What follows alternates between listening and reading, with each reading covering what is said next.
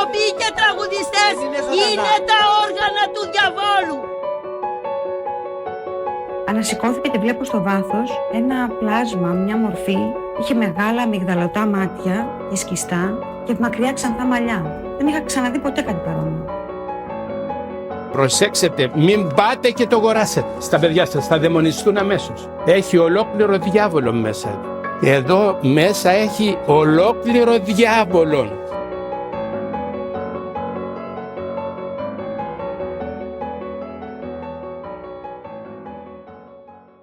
Το 1945, 5 αμερικανικά στρατιωτικά αεροπλάνα απογειώθηκαν από τη Φλόριντα για μια απλή άσκηση. Ήταν εκπαιδευτική πτήση. Ήξεραν τη διαδρομή, ήξεραν την ώρα επιστροφής. Τελικά όμως δεν γύρισε κανένα.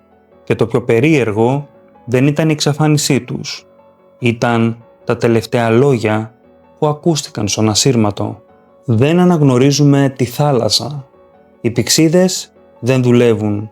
Δεν ξέρουμε πού βρισκόμαστε. Από εκείνη τη μέρα άρχισαν να συνδέονται ιστορίες που μέχρι τότε έμοιαζαν άσχετες. Πλοία που χάθηκαν χωρίς καταιγίδα. Αεροπλάνα που εξαφανίστηκαν χωρίς σήμα κινδύνου. Σημεία στο χάρτη όπου τα στοιχεία δεν συμφωνούν μεταξύ τους. Όλα στο ίδιο κομμάτι του ωκεανού, στο ίδιο σημείο. Κάποιοι είπαν ότι είναι μύθος. Άλλοι είπαν ότι είναι κακή ναυσιπλοεία. Ενώ άλλοι ότι κάτι εκεί δεν λειτουργεί όπως θα έπρεπε. Απόψε θα πούμε θεωρίες και θα ανοίξουμε όλα τα περιστατικά. Γιατί όταν οι εξαφανίσεις είναι πολλές, όταν τα δεδομένα δεν ταιριάζουν και όταν οι ίδιες ιστορίες επαναλαμβάνονται για δεκαετίες, τότε δεν μιλάμε πια για μια φήμη. Αυτό είναι το Dark Files Podcast και απόψε ανοίγω τον φάκελο για το τρίγωνο των Βερμούδων.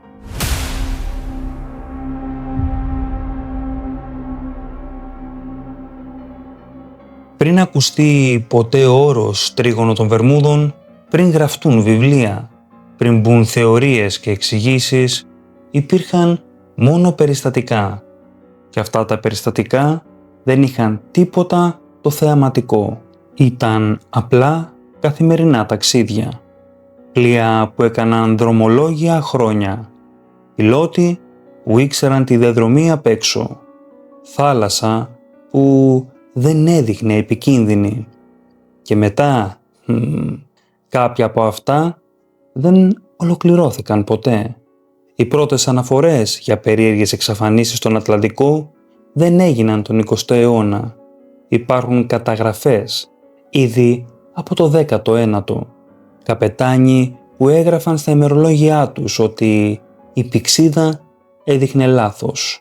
Ο ουρανός έμοιαζε αφύσικος. Η θάλασσα είχε περίεργη συμπεριφορά. Δεν μιλούσαν για τέρατα, δεν μιλούσαν για φώτα. Μιλούσαν για αποπροσανατολισμό. Και αυτό είναι σημαντικό. Πολλά πλοία που χάθηκαν στην περιοχή δεν έστειλαν σήμα κινδύνου. Δεν έδειξαν σημάδια πάλης με τα στοιχεία της φύσης. Δεν βρέθηκαν ποτέ διαλυμένα συντρίμμια. Σε κάποιες περιπτώσεις όμως βρέθηκαν πλοία άδεια. Όχι κατεστραμμένα, όχι βυθισμένα. Απλώς άδεια. Χωρίς πλήρωμα, χωρίς εξήγηση. Αυτό άρχισε να προκαλεί ερωτήματα, αλλά όχι ακόμα πανικό. Για χρόνια τα περιστατικά αντιμετωπίζονταν μεμονωμένα. Ένα χαμένο πλοίο εδώ, ένα αεροπλάνο εκεί. Μέχρι που άρχισαν να φαίνονται μοτίβα. Ίδιες περιοχές, ίδιες συνθήκες, ίδια σιωπή μετά. Το σημείο τελικά δεν ήταν μία απλή θεωρία. Ήταν ένα στρατιωτικό γεγονός. Το 1945 η εξαφάνιση της πτήσης 19 δεν ήταν απλώς ένα ατύχημα. Ήταν κάτι που καταγράφηκε λεπτό προς λεπτό. Αυτό που έχει σημασία εδώ είναι το εξής. Από εκείνη τη στιγμή κανείς δεν μπορούσε πια να πει ότι αυτά είναι απλώς ιστορίες ναυτικών. Οι αρχές άρχισαν να παρατηρούν κάτι περίεργο. Στην ίδια περιοχή χάνονταν στρατιωτικά και πολιτικά μέσα. Έμπειροι πιλότοι έκαναν λάθη που δεν τέριαζαν στο προφίλ τους.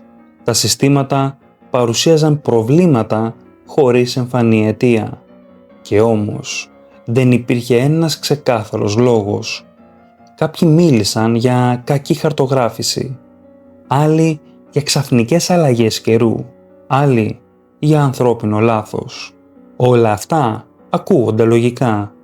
Το πρόβλημα είναι ότι δεν εξηγούν όλα τα περιστατικά, γιατί υπάρχουν περιπτώσεις όπου ο καιρός ήταν καθαρός, η επικοινωνία λειτουργούσε και η εξαφάνιση έγινε μέσα σε λίγα λεπτά.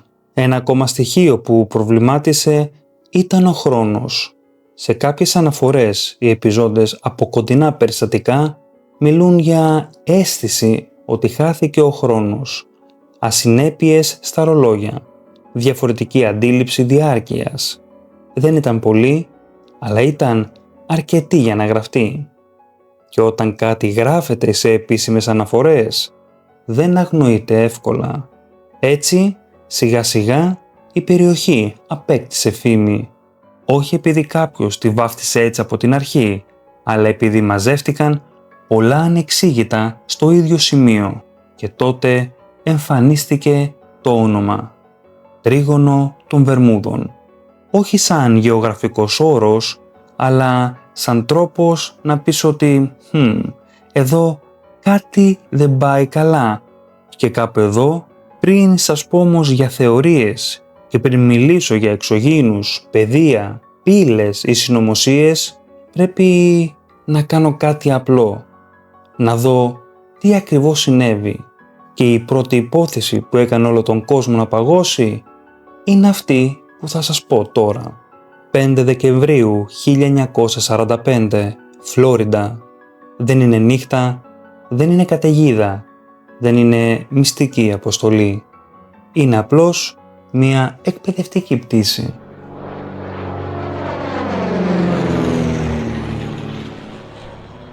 5 αεροσκάφη τύπου TBM Avenger απογειώνονται από την ναυτική βάση του Fort Lauderdale. Σκοπός: η άσκηση προσανατολισμού και βομβαρδισμού στη θάλασσα.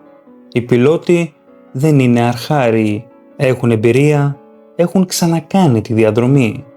Επικεφαλής είναι ο υποπλοίαρχος Charles Taylor, έμπειρος πιλότος, βετεράνος του πολέμου. Τίποτα δεν δείχνει ότι αυτή η πτήση θα καταγραφεί στην ιστορία.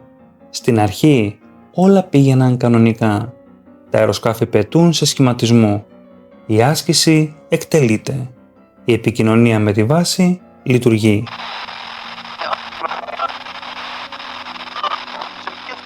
Και μετά κάτι αλλάζει. Ο Τέιλορ αρχίζει να αναφέρει προβλήματα προσανατολισμού. Λέει συγκεκριμένα ότι δεν αναγνωρίζει το τοπίο. Δεν είναι σίγουρος που βρίσκεται. Οι πυξίδες δεν δείχνουν σωστά. Και αυτό δεν είναι φυσιολογικό.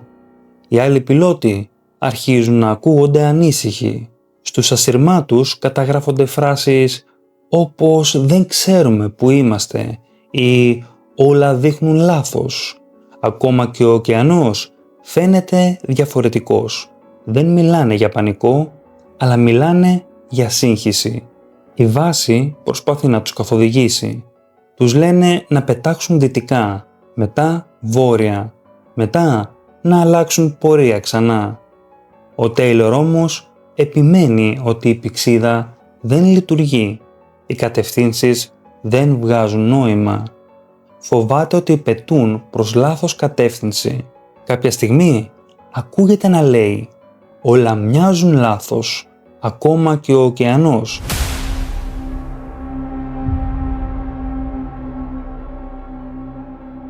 Αυτή η φράση έχει μείνει, γιατί δεν εξηγείται εύκολα. Όσο περνάει η ώρα, ο καιρός αρχίζει να χειροτερεύει. Όχι ακραία, αλλά αρκετά ώστε να κάνει την κατάσταση πιο δύσκολη.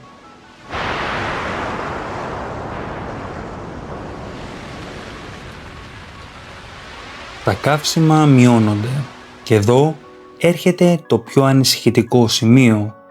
Αν υπήρχε σοβαρό πρόβλημα, θα είχε δοθεί σήμα κινδύνου, αλλά δεν δίνεται.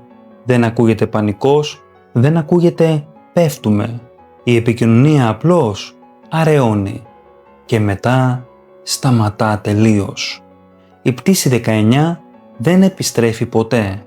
Κανένα από τα 5 αεροσκάφη. Η Αμερικανική αεροπορία ξεκινά άμεσα επιχείρηση διάσωσης.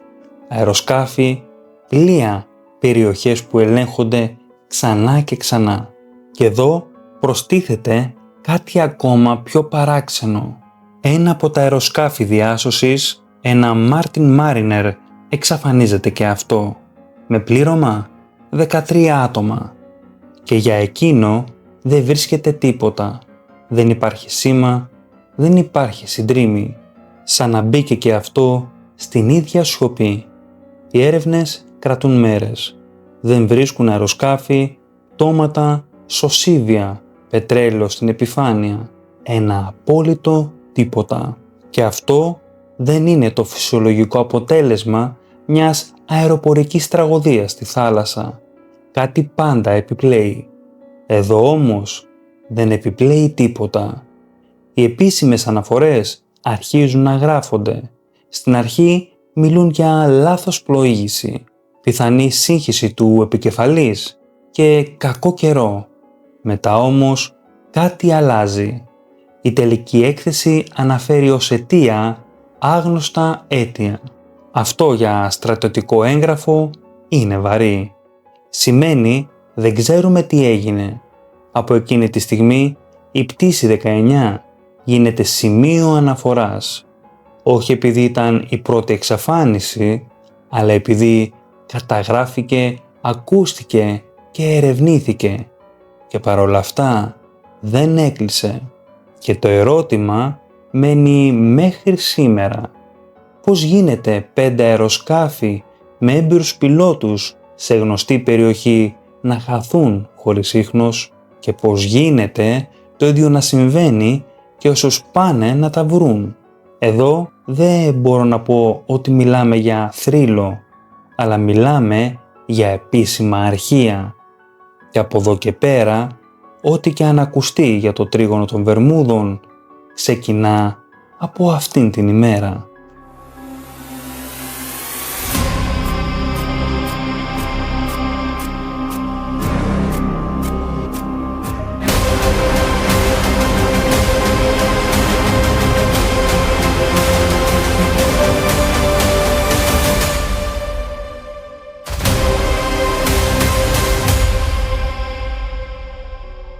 Αν το τρίγωνο των Βερμούδων είχε μόνο αεροπλάνα, θα μπορούσες να πεις ότι κάτι πάει λάθος στον αέρα.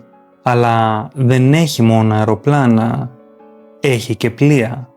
Και τα πλοία όταν χάνονται συνήθως αφήνουν σημάδια. Όχι πάντα, αλλά τις περισσότερες φορές. Το πιο γνωστό περιστατικό είναι το USS Cyclops, αμερικανικό φορτηγό πλοίο του πολεμικού ναυτικού. Μεταφέρει μαγκάνιο, 309 άνθρωποι πάνω. Έμπειρο πλήρωμα. Το πλοίο φεύγει από τα Μπαρμπέιντος με προορισμό τη Βαλτιμόρη. Περνά από την περιοχή που αργότερα θα ονομαστεί τρίγωνο των Βερμούδων. Δεν στέλνει σήμα κινδύνου, δεν αναφέρει πρόβλημα, δεν ζητά βοήθεια. Απλώς δεν φτάνει ποτέ. Η έρευνα ξεκινά αμέσως. Πλοία, αεροσκάφη, θαλάσσιες διαδρομές. Δυστυχώς δεν βρίσκεται κανένα συντρίμμι, κανένα πτώμα, καμία ένδειξη βύθισης. 309 άνθρωποι εξαφανίζονται χωρίς ίχνος. Και αυτό θεωρείται μέχρι και σήμερα η μεγαλύτερη απώλεια ζωών του αμερικανικού ναυτικού εκτός μάχης. Θα μπορούσε να είναι ατύχημα? Πιθανότατα ναι. Αλλά υπάρχει ένα πρόβλημα. Το Cyclops δεν έπλεε σε καταιγίδα, δεν μετέφερε εκρηκτικό φορτίο, δεν έδωσε κανένα σημάδι μηχανικής βλάβης και κυρίως δεν βρέθηκε ποτέ τίποτα, ούτε χρόνια μετά. Υπάρχουν και άλλα περιστατικά λιγότερο γνωστά, αλλά εξίσου περίεργα. Πλοία που βρέθηκαν εντελώς ακυβέρνητα, με τα φώτα αναμένα, με το φορτίο άθικτο, χωρίς πλήρωμα, σαν να είναι πλοία φαντάσματα. Όχι μετά από μήνες, αλλά λίγο μετά την τελευταία επικοινωνία, σαν κάτι να έγινε και να σηκώθηκε το πλήρωμα και να έφυγε. Η πιο διάσημη ιστορία πλοίου φάντασμα είναι το Mary Celeste. Δεν χάθηκε στο τρίγωνο των Βερμούδων, αλλά η ιστορία του χρησιμοποιείται κυρίως ως παράδειγμα, γιατί το μοτίβο είναι το ίδιο. Πλοία σε καλή κατάσταση, προμήθειες στη θέση τους, σωσίδια παρόντα, πλήρωμα όμως άφαντο.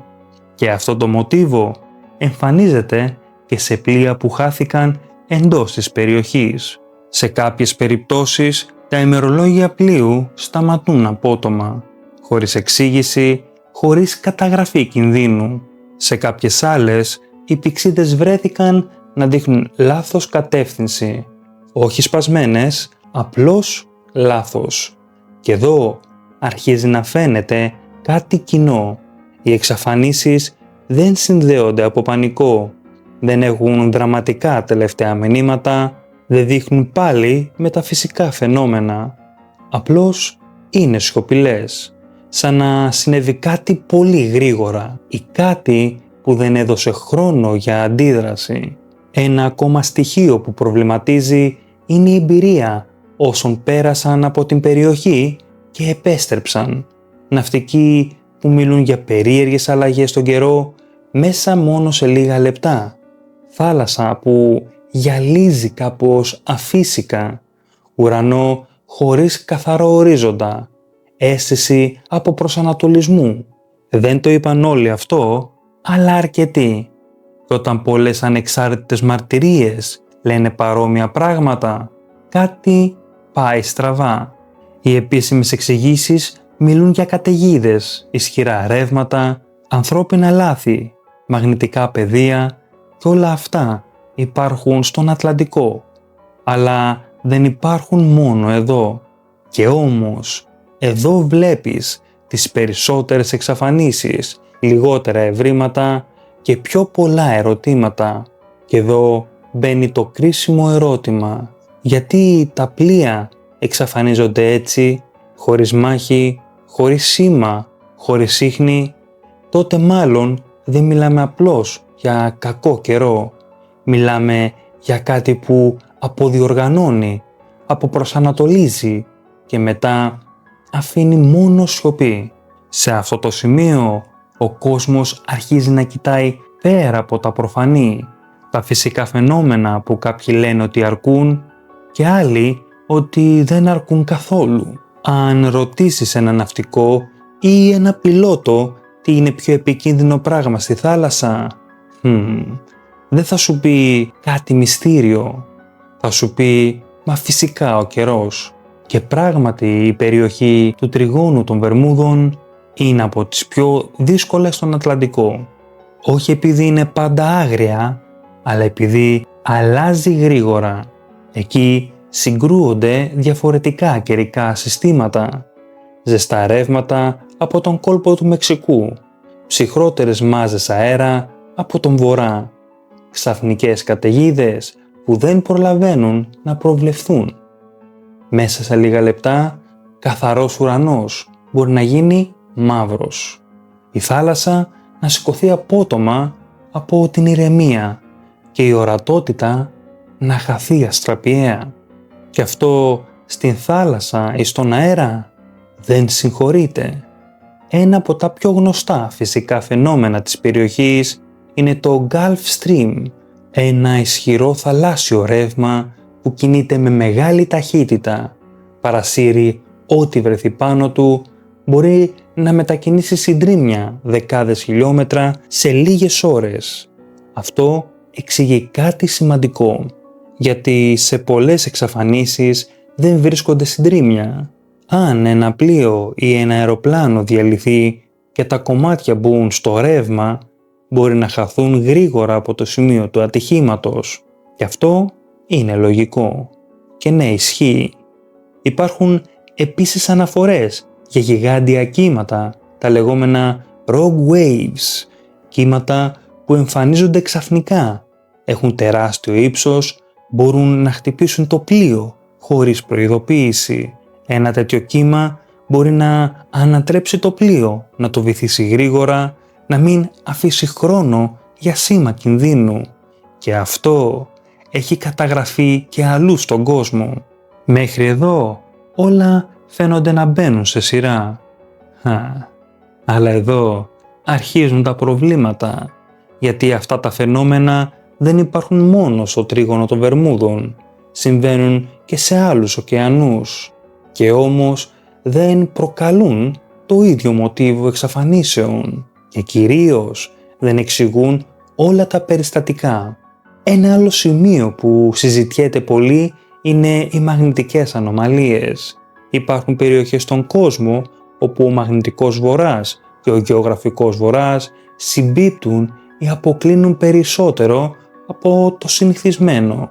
Στο τρίγωνο έχουν καταγραφεί τέτοιες αποκλίσεις και αυτό σημαίνει ότι μια πυξίδα μπορεί να δείχνει λάθος, ένας πιλότος να νομίζει ότι πετάει ευθεία, ενώ στην πραγματικότητα αποκλίνει από την πορεία του. Αν δεν το καταλάβεις εγκαίρος, μπορεί να χαθείς. Και αυτό εξηγεί τον αποπροσανατολισμό. Δεν εξηγεί όμως γιατί όλοι μπερδεύονται ταυτόχρονα, γιατί χάνονται ακόμα και έμπειροι πιλότοι, γιατί σε κάποιες περιπτώσεις τα όργανα φαίνονται σαν να τρελαίνονται μαζί και δεν εξηγεί τις αναφορές για αίσθηση ότι ο χώρος δεν είναι σωστός, περίεργη συμπεριφορά του ουρανού, αλλαγές στην αντίληψη χρόνου. Αυτά δεν μπαίνουν εύκολα σε πίνακες. Υπάρχει και η θεωρία των υποθαλάσσιων αερίων, κυρίως μεθανίου. Σε ορισμένες περιοχές του ωκεανού, μεγάλες ποσότητες αερίου μπορούν να απελευθερωθούν ξαφνικά, να αλλάξουν την πυκνότητα του νερού και να προκαλέσουν απότομη βύθιση πλοίου. Στα χαρτιά αυτό είναι πιθανό. Στην πράξη όμως δεν έχουν βρεθεί τέτοιες ενδείξεις στην περιοχή σε αυτή την κλίμακα και δεν εξηγεί τις εξαφανίσεις αεροσκαφών. Και εδώ φτάνω σε ένα κρίσιμο σημείο. Τα φυσικά φαινόμενα εξηγούν κάποια περιστατικά, δικαιολογούν κάποιες απώλειες, δίνουν λογικές απαντήσεις, αλλά όχι όλες, γιατί υπάρχουν περιπτώσεις με καλό καιρό, με κανονική πλοήγηση, με λειτουργικά συστήματα και παρόλα αυτά ακολουθεί σιωπή. Και έτσι γεννιέται το ερώτημα που δεν αρέσει σε όλους. Αν ο καιρός, τα ρεύματα και οι πυξίδες δεν αρκούν για να εξηγήσουν τα πάντα, τότε τι μένει? Και τώρα πάμε να σου πω λίγο για τις θεωρίες που κάποιοι απορρίπτουν εύκολα, αλλά δεν κατάφεραν ποτέ να εξηγήσουν με ακρίβεια.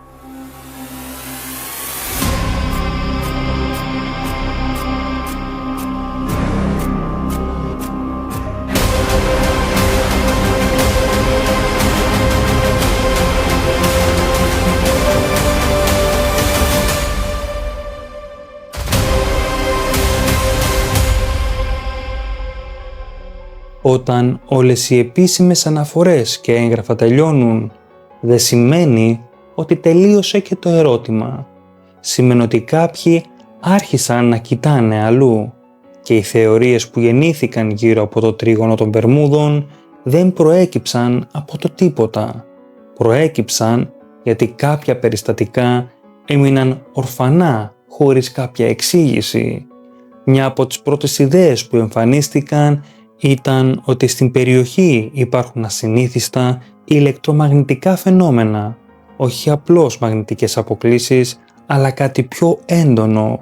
Αναφορές μιλούν για όργανα που σταματούν να λειτουργούν ταυτόχρονα, ασύρματοι που βουβαίνονται χωρίς θόρυβο και ραντάρ που χάνουν στόχους σε καθαρό ουρανό, όχι μεμονωμένα αλλά σε ομάδες, και αυτό κάνει κάποιους να μιλήσουν για περιοχές παρεμβολής. Υπάρχει και η θεωρία των χρονικών ανομαλιών. Αυτή δεν βασίζεται σε φαντασία, αλλά σε μαρτυρίες. Πιλότοι και ναυτικοί που επέστρεψαν έχουν περιγράψει ασυνέπειες στα ρολόγια, διαδρομές που κράτησαν λιγότερο ή περισσότερο από όσο έπρεπε, αίσθηση ότι πήδηξαν στο χρόνο. Όχι όλοι, αλλά αρκετοί ώστε να καταγραφεί, και όταν μπαίνει ο χρόνος στο παιχνίδι, η κουβέντα αλλάζει επίπεδο. Άλλοι μιλούν για χωροχρονικά ρήγματα, περιοχές όπου ο χώρος και ο χρόνος δεν λειτουργούν γραμμικά, πύλες που ανοίγουν και κλείνουν στιγμιαία, πλοία και αεροσκάφη που δεν βυθίζονται αλλά απλώς φεύγουν από τη δική μας πραγματικότητα. Μια άλλη θεωρία μιλά για υποθαλάσσιες κατασκευές. Στα ανοιχτά στις Μπαχάμες υπάρχουν σχηματισμοί γνωστοί ως Bimini Road, πέτρες τοποθετημένες σε ευθεία σαν δρόμος ή τείχος κάτω από το νερό. Κάποιοι λένε ότι είναι φυσικός σχηματισμός, άλλοι ότι κάτι υπάρχει εκεί, και αν υπήρχε, τι σημαίνει αυτό για την περιοχή, και από εκεί ξεκινά και η πιο βαριά θεωρία, η Ατλαντίδα, όχι σαν μύθος για παιδιά, αλλά σαν ιδέα ότι κάτι τεχνολογικά προηγμένο θα μπορούσε να άφησε πίσω του ίχνη. Σύμφωνα λοιπόν με αυτή τη σκέψη, υπολείμματα αρχαίας τεχνολογίας θα μπορούσαν να επηρεάζουν μαγνητικά πεδία, να προκαλούν παρεμβολές, να αποδιοργανώνουν όργανα. Δεν υπάρχει απόδειξη, αλλά υπάρχει επιμονή. Υπάρχουν και κάποιοι άλλοι που μιλούν για στρατιωτικά πειράματα, για τεχνολογίες που δοκιμάστηκαν, δεν ανακοινώθηκαν ποτέ και ίσως δεν ελέγχονταν πλήρως, από απόρριτα συστήματα επικοινωνίας μέχρι πειράματα πάνω στην ενέργεια και τα πεδία. Το πρόβλημα εδώ είναι ότι όταν κάτι είναι απόρριτο δεν μπορείς να το αποδείξεις, αλλά ούτε και να το αποκλείσεις εύκολα. Και φυσικά υπάρχει θεωρία που όλοι ξέρουν, αλλά λίγοι τολμούν να πουν σοβαρά. Και ποια είναι αυτή? Η εξωγήινη παρέμβαση, όχι με την έννοια των υπτάμενων δίσκων, αλλά με την ιδέα ότι η περιοχή χρησιμοποιείται, ότι κάτι παίρνει, ότι οι εξαφανίσεις δεν είναι τυχαίες. Αυτή η θεωρία δεν έχει αποδείξεις, αλλά έχει κάτι άλλο. Έχει συνοχή, γιατί προσπαθεί να εξηγήσει, γιατί δεν μένει τίποτα πίσω, γιατί δεν υπάρχει μάχη, γιατί όλα τελειώνουν απότομα. Το κοινό σημείο όλων αυτών των θεωριών δεν είναι το πόσο ακραίες είναι το γιατί γεννήθηκαν. Γεννήθηκαν επειδή τα στοιχεία δεν κλείνουν, οι εξηγήσεις δεν αρκούν και οι εξαφανίσεις συνεχίζουν να συζητιούνται, όχι γιατί είναι εντυπωσιακές, αλλά γιατί κάτι λείπει. Και εδώ πρέπει να είμαστε όλοι λίγο τίμιοι. Καμία από αυτές τις θεωρίες δεν έχει αποδειχθεί, δεν έχει επιβεβαιωθεί, δεν έχει κλείσει τον φάκελο, αλλά καμία δεν εξαφανίστηκε. Και αυτό λέει κάτι, ίσως μάλλον λέει πολλά. Γιατί αν το τρίγωνο των Βερμούδων ήταν απλώς κακός καιρός και ανθρώπινο λάθος, δεν θα μιλούσαμε ακόμα γι' αυτό. Δεν είναι τυχαίο να μιλάνε για εξωγήινες οντότητες, υποβρύχιες βάσεις και άγνωστη τεχνολογία που λειτουργεί κάτω από την επιφάνεια του ωκεανού. Όχι φώτα στον ουρανό, αλλά σιωπηλές εξαφανίσεις. Τι άλλαξε τελικά, τι μειώθηκε και γιατί? Κάποιοι λένε ότι το μυστήριο δεν τελείωσε, αλλά απλώς σιώπησε.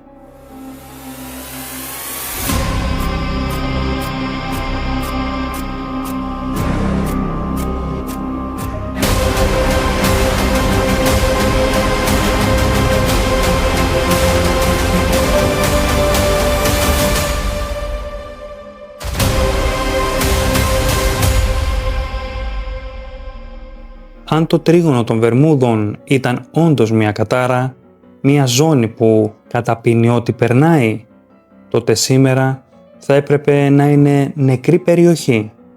Δεν είναι όμως και κάθε μέρα περνούν εμπορικά πλοία, πετούν πολιτικά αεροπλάνα, ταξιδεύουν κουραζιερόπλια και τα περισσότερα φτάνουν κανονικά. Αυτό είναι ένα γεγονός. Τι άλλαξε όμως?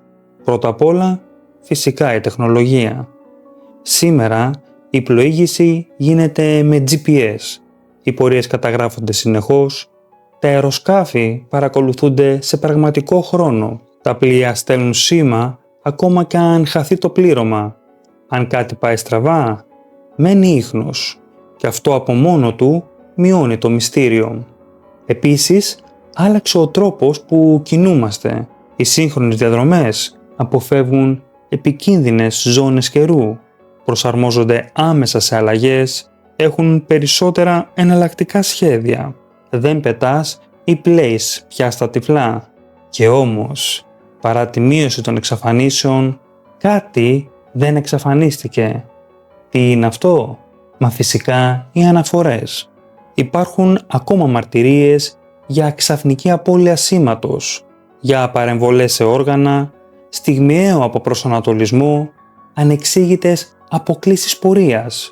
Όχι μαζικά, όχι δραματικά, αλλά αρκετά ώστε να μην μηδενιστούν.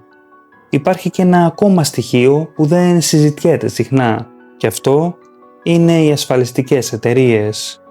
Για χρόνια κάποια ασφάλιστρα στην περιοχή ήταν αυξημένα. Κάποια συμβόλαια είχαν ειδικούς όρους, όχι επειδή πίστευαν σε θρύλους, αλλά επειδή τα δεδομένα έδειχναν ρίσκο. Σήμερα τα πράγματα είναι πιο ήρεμα, αλλά δεν ήταν πάντα έτσι. Ένα άλλο ενδιαφέρον σημείο είναι η σιωπή, όχι του ωκεανού, αλλά των αρχών. Δεν υπάρχουν μεγάλες καμπάνιες που να λένε «Το τρίγωνο των Βερμούδων δεν υπάρχει». Απλώς σταμάτησαν να μιλάνε γι' αυτό. Και όταν κάτι περνά από τον θόρυβο στη σιωπή, συνήθως σημαίνει ότι δεν βολεύει η κουβέντα.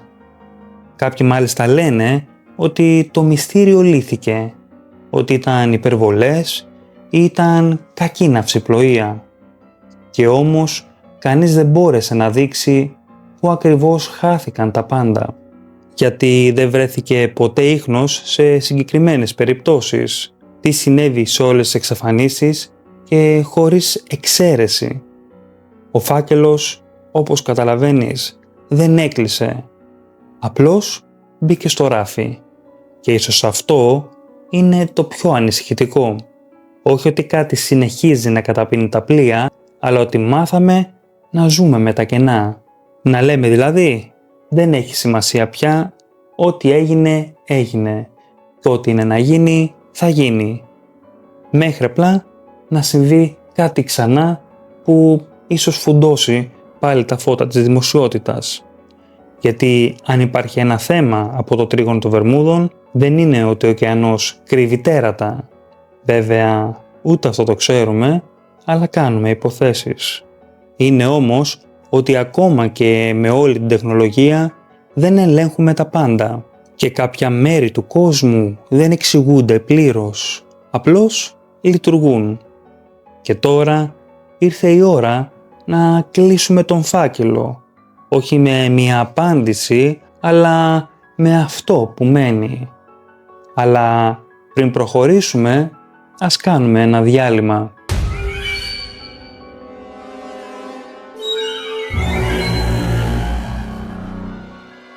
Θέλω να γνωρίζεις ότι πλέον το Dark File Podcast έχει συνδρομές. Τι θα πει αυτό? Σημαίνει ότι ο κάθε ένας που ακούει το Dark Files και πραγματικά του αρέσει μπορεί να κάνει μια μηνιαία συνδρομή, δηλαδή στα podcast που ακούει. Αν πραγματικά σου αρέσουν, δεν έχεις παρά να επιλέξεις μία από τις 6 επιλογές, η οποία θα σου δώσει κάποια συγκεκριμένα προνόμια με μια συγκεκριμένη τιμή. Και πίστεψέ με, η τιμή είναι πάρα πολύ χαμηλή.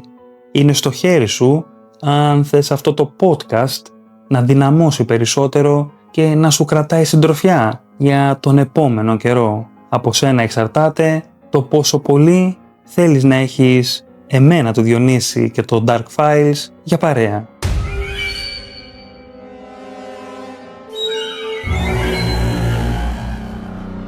Αν το τρίγωνο των Βερμούδων ήταν απλώς ένας μύθος, θα υπήρχε μία στιγμή που κάποιος θα έλεγε «Αυτό ήταν, εδώ είναι η εξήγηση». Αλλά όχι, αυτή η στιγμή δεν ήρθε ποτέ. Και ο λόγος είναι απλός. Υπάρχουν συγκεκριμένα σημεία που δεν καλύφθηκαν. Πρώτο κενό, η πλήρης απουσία συντριμιών.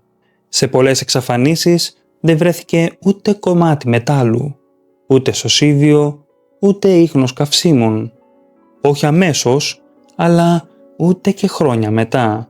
Και ακόμα με ισχυρά ρεύματα κάτι συνήθως εμφανίζεται. Εδώ, σε αρκετές περιπτώσεις, δεν εμφανίστηκε τίποτα. Ένα δεύτερο κενό που υπάρχει είναι η έλλειψη σήματος κινδύνου. Πλοία και αεροσκάφη χάθηκαν χωρίς σως, χωρίς Mayday, χωρίς τελευταία προειδοποίηση. Αυτό δεν ταιριάζει με μια αργή βύθιση, μια καταιγίδα που πλησιάζει ή μια μηχανική βλάβη. Ταιριάζει μόνο με κάτι απότομο ή με απώλεια ελέγχου μέσα σε λεπτά. Το τρίτο κενό είναι οι ταυτόχρονες δυσλειτουργίες οργάνων. Σε αρκετές φορές, πηξίδες έδειχναν διαφορετικές κατευθύνσεις, ραντάρ έχαναν στόχους, ασύρματοι παρουσιάζαν παράσιτα, όχι ένα σύστημα, αλλά πολλά μαζί. Και αυτό δεν είναι συνηθισμένο. Πάμε σε ένα τέταρτο κενό, που είναι ο αποπροσανατολισμός έμπειρων πληρωμάτων. Δεν μιλάμε για ερασιτέχνες, αλλά μιλάμε για στρατιωτικούς πιλότους, καπετάνιους με χρόνια εμπειρία, πληρώματα που γνώριζαν τη διαδρομή. Και όμως, σε διαφορετικές δεκαετίες, ακούς την ίδια φράση με άλλα λόγια. Δεν καταλαβαίνουμε πού βρισκόμαστε. Αυτό δεν είναι φυσιολογικό. Πάμε στο πέμπτο κενό. Η επανάληψη στο ίδιο γεωγραφικό πλαίσιο, δηλαδή οι εξαφανίσεις. Δεν είναι τυχαία μοιρασμένες, δεν συμβαίνουν παντού στον Ατλαντικό και συγκεντρώνονται σε συγκεκριμένη περιοχή. Και όταν ένα φαινόμενο επαναλαμβάνεται στον ίδιο χώρο με παρόμοια χαρακτηριστικά, πάβεις να μιλάς για σύμπτωση. Και εδώ είναι το κρίσιμο. Καμία επίσημη έρευνα δεν έδωσε ούτε μία ενιαία εξήγηση, δεν συνέδεσε όλα τα περιστατικά, δεν έκλεισε το φάκελο συνολικά και κάθε υπόθεση εξετάστηκε μόνη της. Ποτέ όλες μαζί. Αυτό σημαίνει κάτι πολύ συγκεκριμένο. Δεν έχουμε ένα μυστήριο, αλλά έχουμε πολλά περιστατικά με κοινά στοιχεία που δεν ενώθηκαν ποτέ σε μία απάντηση. Και αυτός είναι ο λόγος που το τρίγωνο δεν έφυγε από τη συζήτηση, όχι επειδή είναι εντυπωσιακό, αλλά επειδή δεν ολοκληρώθηκε. Αυτό είναι το σημείο που πρέπει να σου μείνει στο μυαλό. Όχι ο φόβος, όχι η πίστη, αλλά το εξής, ότι σε ένα κόσμο χαρτογραφημένο με δορυφόρους και δεδομένα υπάρχει ακόμα μία περιοχή όπου μερικά πράγματα απλώς δεν ξέρουμε πώς έγιναν. Όσα άκουσες απόψε δεν σου ζητάω να τα πιστέψεις, ούτε σου ζητώ να πάρεις κάποια θέση. Απλά ζητούν μόνο να μείνουν ανοιχτά. Γιατί το τρίγωνο των Βερμούδων δεν είναι μια ιστορία που τελείωσε. Είναι μια σειρά από φακέλους που απλώς μπήκαν στο ράφι. Κάποιοι λένε ότι λύθηκε. Κάποιοι ότι δεν υπήρξε ποτέ πρόβλημα. Και όμως τα κενά είναι ακόμα εκεί, στα αρχεία, στις αναφορές, στα σημεία που κανείς δεν γύρισε να συμπληρώσει. Ίσως τελικά αυτό να είναι το πιο ενοχλητικό πράγμα. Όχι ότι χάθηκαν άνθρωποι, αλλά ότι δεν μάθαμε ποτέ ακριβώς πώς.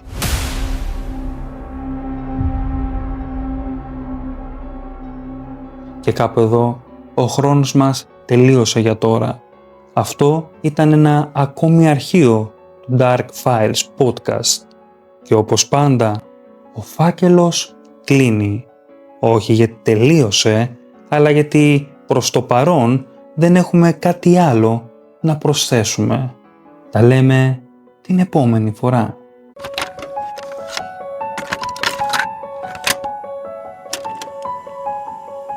Ηθοποιοί και τραγουδιστές είναι τα όργανα του διαβόλου. Ανασηκώθηκε και βλέπω στο βάθος ένα πλάσμα, μια μορφή. Είχε μεγάλα αμυγδαλωτά μάτια και σκιστά και μακριά ξανθά μαλλιά. Δεν είχα ξαναδεί ποτέ κάτι παρόμοιο. Προσέξτε, μην πάτε και το αγοράσετε στα παιδιά σας, θα δαιμονιστούν αμέσως. Έχει ολόκληρο διάβολο μέσα. Εδώ μέσα έχει ολόκληρο διάβολο.